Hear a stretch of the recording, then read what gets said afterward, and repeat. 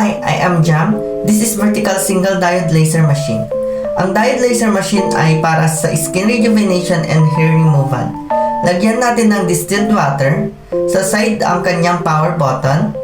Heto ang kanyang handle. Gamitin ang susi para sa on-off. At pag hindi pa rin nag-on, gamitin natin ang kanyang emergency button. Makikita natin sa screen ang skin rejuvenation at hair removal. So, dito tayo sa skin rejuvenation. Meron siyang intensity, time, at bilis ng shots. Meron din siyang cooling effect. Maglagay ng IPL gel.